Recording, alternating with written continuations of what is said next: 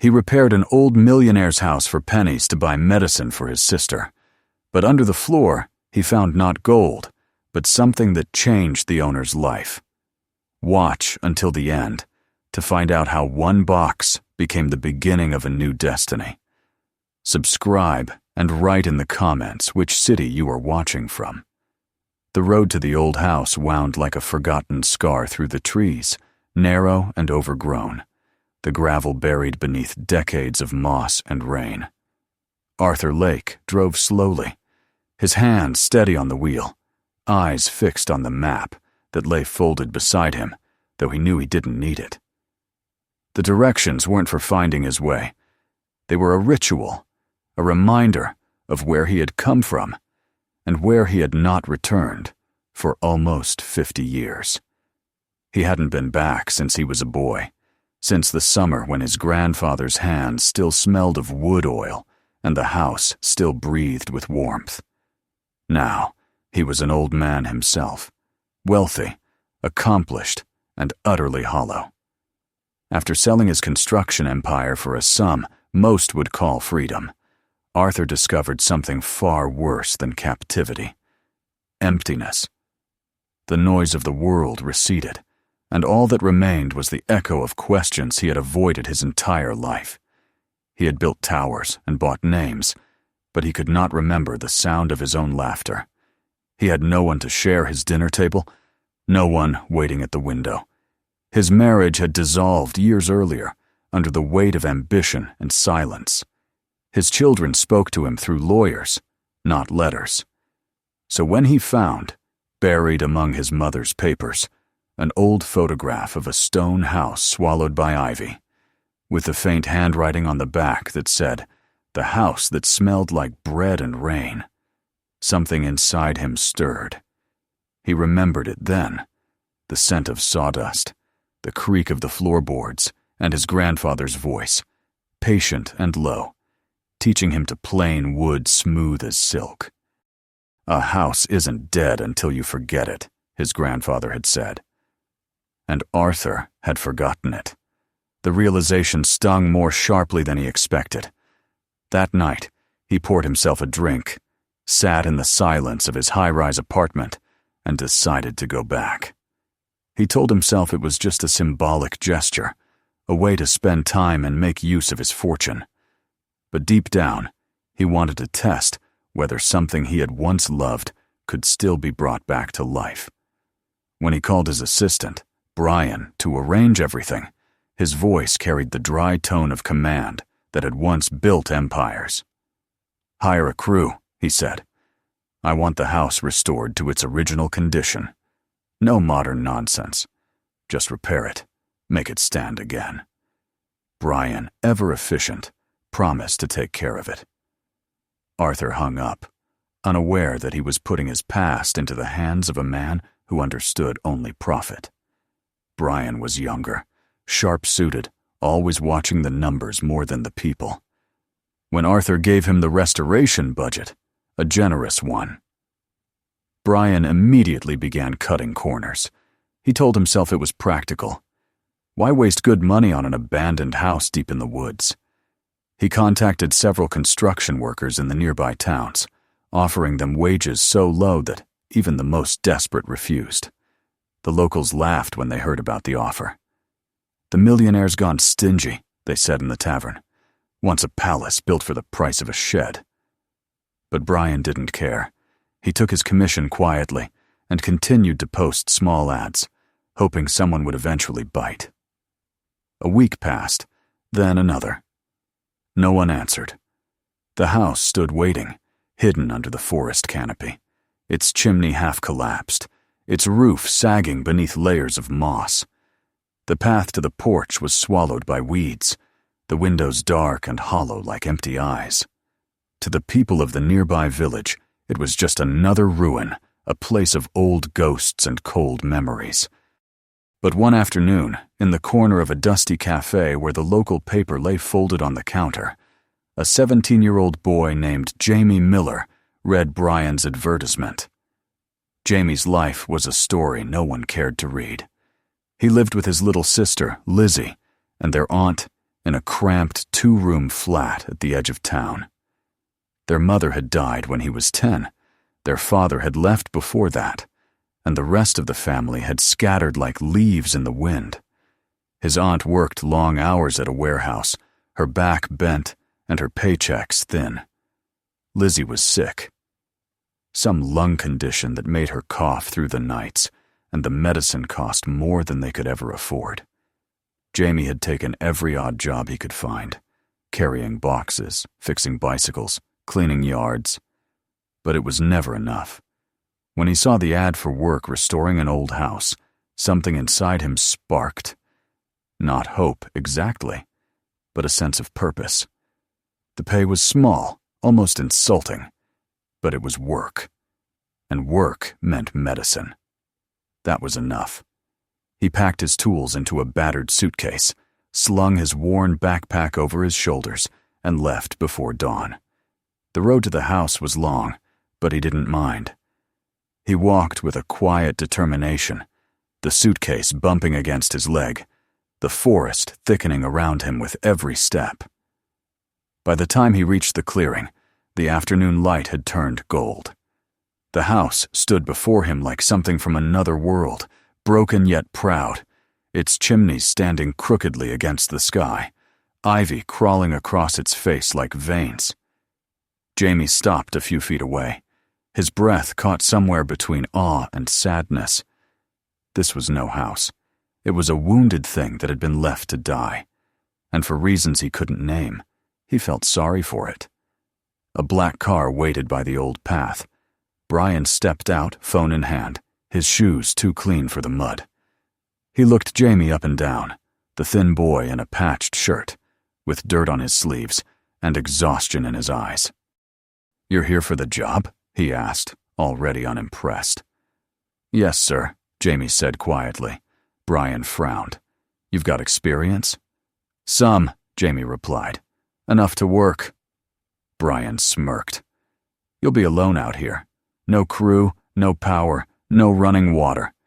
And don't expect me to babysit you. You'll get paid when the job's done if it's done right." Jamie nodded. "I'll stay as long as it takes." Brian didn't bother shaking his hand. He handed him a key to the old storage shed near the back of the property and drove off, leaving behind a swirl of dust and the distant echo of laughter from his car's radio. Jamie stood there for a while, the sound fading into the trees. Then he walked toward the house. The door creaked open under his hand. Inside, it smelled of damp wood and thyme, an earthy scent that clung to the air like memory. The floors were warped, the ceiling bowed, and every corner was shadowed. Yet even in ruin, there was a sense of life lingering in the walls, like a heart that refused to stop beating. He set his suitcase down, rolled up his sleeves, and began to work. That first evening, he cleared the entryway, dragging broken boards and shattered glass outside, stacking them neatly near the path.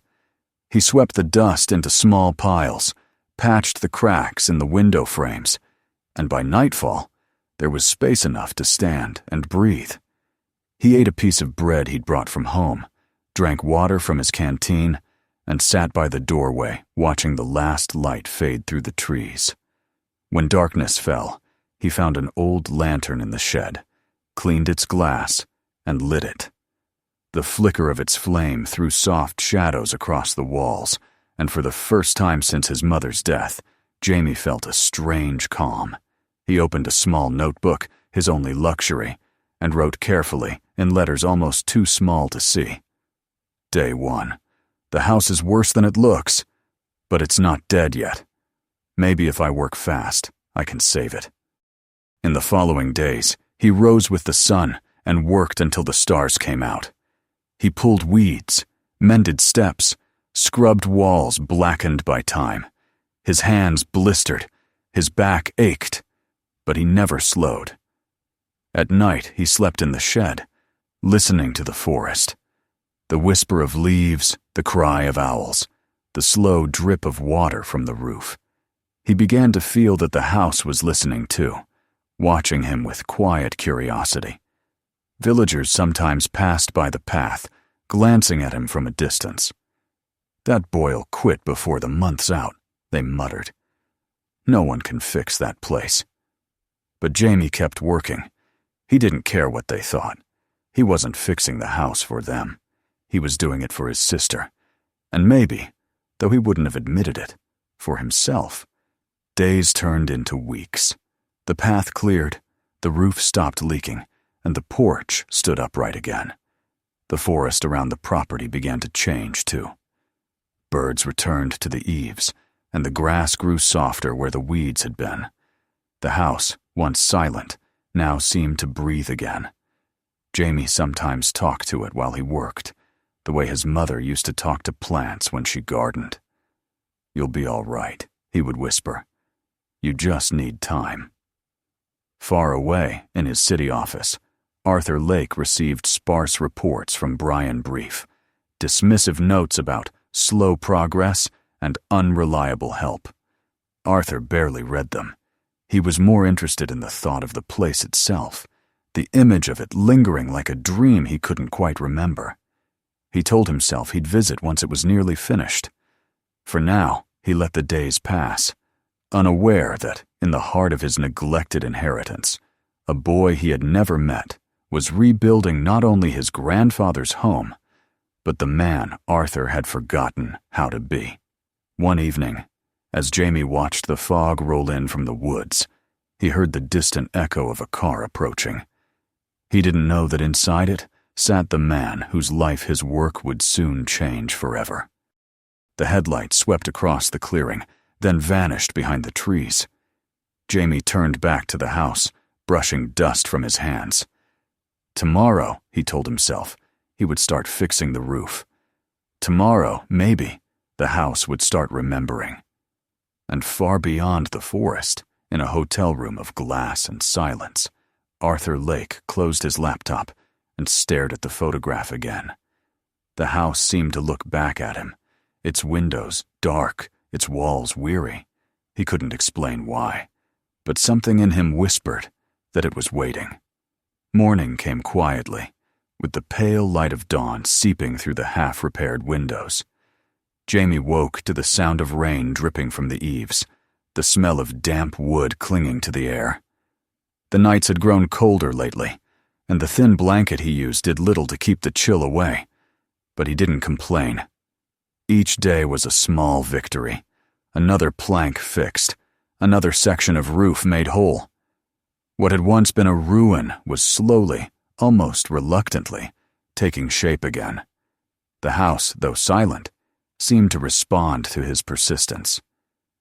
When he walked through its halls, the echo of his footsteps no longer sounded like emptiness. He had learned to read the structure like a living thing. The way the boards shifted told him where the floor was weak. The grain of the wood showed which beam had once carried the weight of a family. He patched the cracks with patience, not haste, always listening to how the hammer met the nails, how the air changed when the dust settled. He was not just fixing a house, he was listening to it breathe again. On the third week, while clearing debris from what had been the kitchen, Jamie found something unusual. Beneath a section of warped flooring, the wood rang differently beneath his crowbar, hollow, as though it hid a secret. Kneeling down, he pried up the planks carefully, one by one, until he uncovered a small metal box wedged between two beams. The surface was rough and flecked with rust, the edges sealed by years of grime. On its lid were the faint letters GL, or perhaps HL, the markings half erased by time. He set the box on the counter and stared at it for a long time. His first instinct was to open it, but something held him back. He imagined his employer's assistant, the one with the sharp eyes and quick tongue, marching back here to take it away, to sell whatever was inside, leaving nothing for the house or for the man who owned it. No, he decided. This wasn't meant for that kind of man. This belonged to the house itself, to whoever it was waiting for. He wrapped the box in an old cloth and tucked it into a drawer beneath the sink, whispering a quiet promise to return to it later. That night, as he wrote in his notebook, he mentioned it only briefly. Found something under the kitchen floor. Feels important. I'll wait. The next morning, a car appeared at the edge of the path. Jamie recognized it instantly. The same sleek vehicle that had dropped off the assistant weeks ago. He wiped his hands on his jeans and walked toward it, expecting another round of criticism. Brian stepped out, his expression already impatient. His expensive shoes sank into the soft earth, and he frowned at the mud as if it personally offended him. "So," he said, scanning the house, "you've made progress. I'll give you that." Jamie nodded silently. Brian circled the porch, his eyes darting from beam to beam, noting every imperfection. "Still crooked. The paint's peeling. The shingles are uneven. This'll take months at this pace." Jamie said nothing. Brian turned toward him sharply. "You realize you're being paid for results, not sentiment. You're not decorating a museum. Just fix it." "I'm doing my best," Jamie answered quietly. "Your best isn't much." Brian kicked a loose board near the steps. "Honestly, I'm surprised you're still here. Most kids your age would have quit." Jamie shrugged. "I need the money." Brian smirked. "That's obvious. We'll keep at it. Maybe you'll finish before the century ends." He took a few photos with his phone, muttered something about reports, and left as abruptly as he'd come. When the sound of the car faded down the hill, Jamie sat on the porch steps, his hands trembling slightly. He wasn't angry, just tired. But as the wind passed through the trees, carrying the scent of rain and pine, he looked back at the house and felt its silent encouragement. It was as though the old walls were whispering, "Keep going. You're not alone." Days turned into another week. The rhythm of work became his heartbeat. Hammer, breath, silence, hammer again. His palms had hardened, his muscles ached, but his movements grew more confident. He had repaired most of the outer walls and was now focusing on the roof. Each shingle he replaced felt like a small defiance against decay. He began to imagine what the house might have looked like in its prime. There must have been laughter here once, he thought. Children running through the halls, someone baking bread in the kitchen, someone singing near the windows when the rain fell. The thought made him smile, even as exhaustion settled deep into his bones. He had no idea that the man who once heard those very sounds was already on his way. Arthur Lake had grown restless. Despite the reports Brian sent, short, dismissive notes about slow progress and an unreliable worker, something didn't sit right with him. The way Brian spoke of the project was too mechanical, too detached. And lately, Arthur had started dreaming of the house again. Not the house as it was, but as it had been. Full of light, the smell of pine and varnish, the sound of his grandfather's boots on the floor. Those dreams left him uneasy, as though the house itself were calling him back. One evening, after weeks of silence, Arthur told his driver to prepare the car. He didn't inform Brian. He simply gave the coordinates, the ones he still remembered by heart, and set out before sunrise.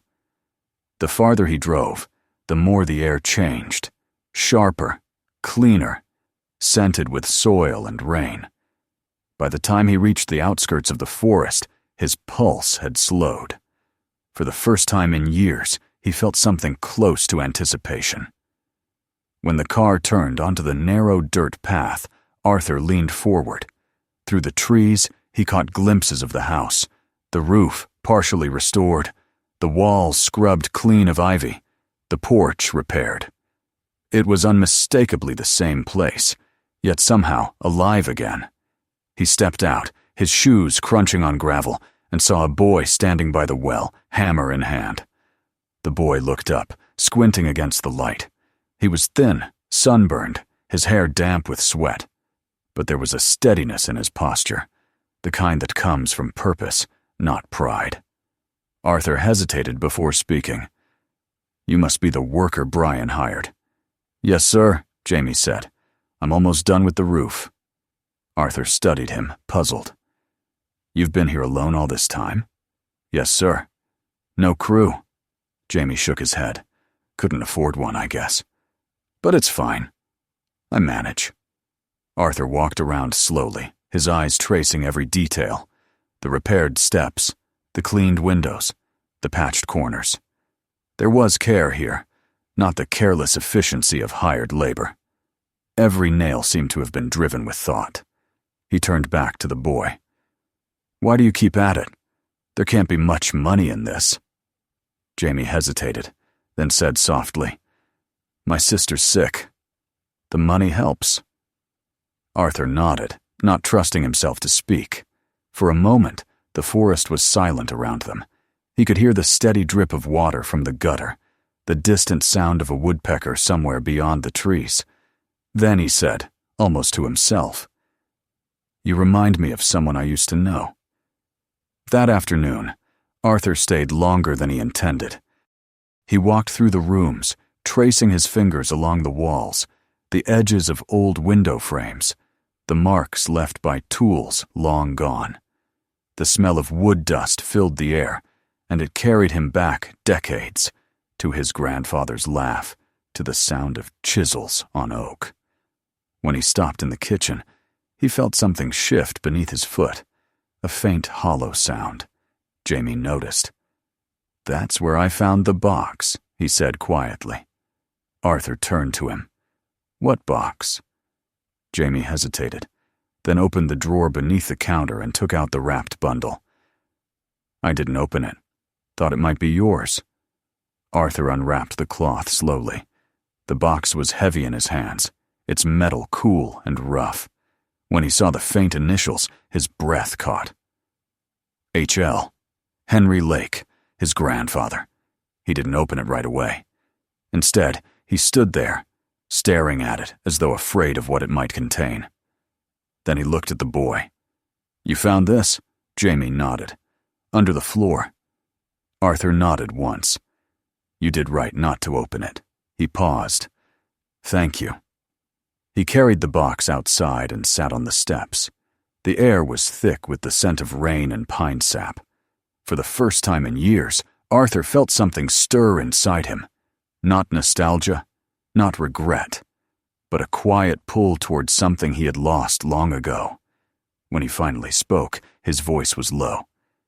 "This house, my grandfather built it with his own hands. Every beam, every nail. He used to say the wood remembers its maker." He looked up at the sky. I think he was right. Jamie didn't answer. He didn't need to. The silence between them felt like understanding. Arthur left before sunset, promising to return soon. As his car disappeared down the road, Jamie stood in the doorway, watching the dust settle. He couldn't explain it, but he sensed that the man who had come that day was not the same one who had left. Something had shifted, in the air, in the walls, in both of them. When night fell, Jamie lit his lantern again and opened his notebook. His handwriting trembled as he wrote. He came today. The owner. I think the house was waiting for him. Then he blew out the light and listened to the forest breathe. The rain had stopped. Somewhere far away, thunder rolled gently, like the closing of a distant door. And within the old house, beneath the hum of the night, it felt as though something, or someone, had finally begun to awaken. The night after Arthur's visit stretched long and heavy with thought. Jamie lay awake in the shed, the sound of the wind threading through the forest like a whisper. His lantern had burned out hours ago, but his mind refused to rest. Every time he closed his eyes, he saw the man's face, lined but not unkind, the kind of face that carried years of silence and mistakes. There had been something in Arthur Lake's eyes that lingered with him. Not pride, not power, but the faint glimmer of sorrow. The boy couldn't name it, yet he knew it well. It was the same look he sometimes saw in the mirror when he thought of his sister and the things he couldn't give her. In the city, Arthur barely slept either. The small metal box lay on the hotel desk beside him, unopened, its weight somehow heavier than it should have been. He had carried it with both hands, as if afraid that the years trapped inside might spill out. The initials on the lid gleamed faintly in the lamplight. H.L., his grandfather's name, carved with the same steady precision Arthur remembered from the man's workbench. For hours, Arthur simply stared at it, unable to decide whether to open it or leave it closed forever. Finally, he exhaled and lifted the latch. The hinges creaked softly, the sound as familiar as a sigh. Inside lay a small wooden box, a stack of folded letters, and a notebook bound with cracked leather. The air that escaped from within smelled faintly of cedar, oil, and dust, the scent of his grandfather's hands. Arthur's fingers trembled as he unfolded the first letter. The handwriting was bold, shaped by calloused fingers that knew the weight of hammers and chisels. Arthur, it began, if you're reading this, then I didn't get to say everything I wanted. I built this house to last longer than I would, but no house survives without someone to care for it. I worry you'll grow up thinking that money builds more than hands do. Don't. A man who forgets his roots is a tree without soil. He read another. You will leave one day, as old boys do. That's all right. But when you return, remember, the wood remembers you.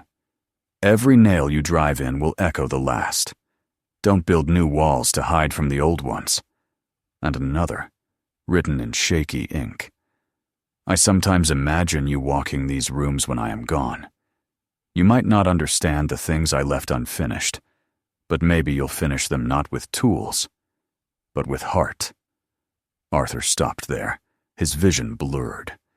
He had spent his entire life chasing permanence. Skyscrapers, contracts, foundations of steel and glass. Yet this old man, with his rough hands and quiet philosophy, had understood something he never had. The last page of the notebook held a single unfinished sentence. If you ever come back, don't rebuild, restore.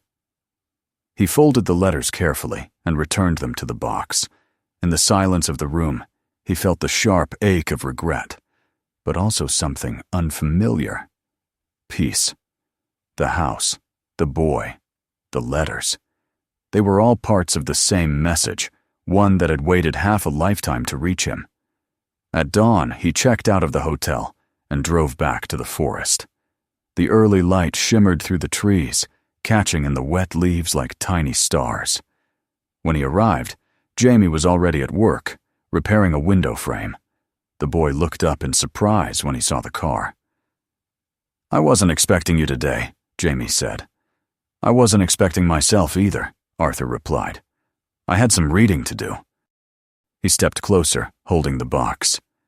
Your grandfather? Jamie asked. Arthur nodded. Yes. He built this place. He left me these letters. I think he's been waiting for me to finally listen. Jamie smiled faintly, unsure what to say. Arthur looked around. The freshly cleaned walls, the repaired roofline, the sunlight streaming through the open doorway. He saw more than restoration. He saw care. He saw the time and effort of a boy who had treated this place not as a job, but as a promise.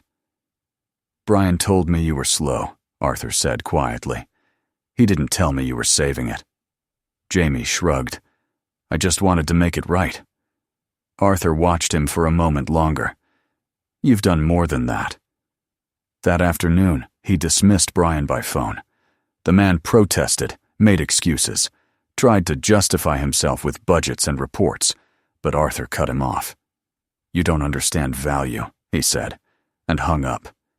Then he turned to Jamie. From now on, I want you working for me directly, not through anyone else, and you'll be paid fairly. Jamie blinked in disbelief. Sir, I don't need... Arthur stopped him with a raised hand. It's not charity. It's recognition. You've earned it." The boy nodded, though his voice caught slightly when he said, "Thank you, sir." Over the next several weeks, Arthur stayed at the site. He didn't just supervise, he worked. He held boards while Jamie nailed them into place, cleared rubble, mixed cement, even swept the porch when the dust grew thick. His movements were clumsy at first, but his hands began to remember. The boy watched him without comment, silently teaching him through example. The two fell into a rhythm, a partnership born not of business, but of purpose. In the evenings, they would sit on the porch, sharing coffee brewed over a small stove. Arthur often found himself talking about his grandfather, about the summers he spent here as a child. Jamie would listen, quietly turning the mug in his hands, sometimes smiling, sometimes lost in thought. One evening, when the air turned cool and the forest hummed with crickets, Arthur asked, "Tell me about your sister." Jamie hesitated. "Her name's Lizzie. She's 14. Gets sick a lot. Doctor says it's her lungs. She needs medicine, but it's expensive. That's why I took this job." Arthur nodded slowly, then looked out toward the trees. "How much does the medicine cost?" "A lot," Jamie said. "Too much." Arthur didn't ask more. He didn't need to. That night, when he returned to his car, he made a quiet call to a clinic in town and settled the bills under a different name. He didn't mention it to the boy. Some things didn't need words. As the weeks passed, the house transformed. What had once been gray and broken now gleamed under the morning sun. The porch beams stood straight, the windows caught the light, and the garden, cleared of weeds, began to sprout green again. Birds nested under the eaves. The air smelled of cedar and new beginnings. When the last nail was driven and the tools were put away, Arthur stood before the house and felt something shift deep inside him. For years, he had believed success was a monument built in his own image. Now, he saw that the truest legacy was not what you constructed, but what you restored, what you healed. He turned to Jamie. "You've given me something I didn't know I'd lost," he said. The boy smiled. "You just needed to come back." Arthur reached into his coat pocket and handed him a folded envelope. "For Lizzie," he said simply. Jamie opened it and froze. Inside was a check far larger than anything he had ever seen. His eyes widened. "I can't take this." "Yes, you can," Arthur said gently. "It's not a gift. It's a partnership. You helped me rebuild something priceless. Now I'm helping you do the same." Jamie's throat tightened, but he nodded. "Thank you, Mr. Lake." "Call me Arthur," the older man said with a faint smile. They spent the rest of the day adding final touches, a layer of paint here, a polished doorknob there, small gestures that brought the house to life. When evening came, they stood together on the porch, looking at what they had done. The light slanted across the clearing, catching the gold of the windows and the green of the grass. For the first time in decades, the house looked like it was waiting for a family again. Arthur took a small brass plaque from his briefcase and screwed it into the wall beside the door. The words were simple, etched in clean letters. "The House of Henry Lake," restored by those who remembered where they came from. Jamie ran his fingers over the engraving, tracing each word. "He'd be proud," he said softly. Arthur nodded. "I hope so." In the quiet that followed, the forest seemed to listen. The wind moved gently through the trees, stirring the leaves like applause. Arthur felt a stillness he hadn't known in years. He looked at the boy beside him, the boy who had given him back not just his home, but his purpose, and smiled. Weeks later, Jamie and Lizzie moved into a small cottage near town, one Arthur had arranged for them to rent. Lizzie's health improved with the treatment, and she would often visit the old house with her brother, bringing wildflowers to plant near the steps. Arthur was there most days, tending to the garden, keeping the place alive. Sometimes at sunset, he would sit on the porch and think of his grandfather. The sound of tools, the smell of sawdust, the boys' laughter. They all mingled into something timeless. The letters lay safe inside the study, their words no longer heavy with regret, but filled with quiet completion. He had come to the forest to fix a house, but it was the house and the boy that had fixed him. And when the sun dipped low behind the trees, casting long shadows across the porch, Arthur Lake would close his eyes and whisper to the wind, "It's restored now, Grandpa." Just like you said. If you liked this story, make sure to subscribe and turn on notifications so you don't miss the next one. Watch more of our stories right after this, and share this video with someone who would appreciate it too.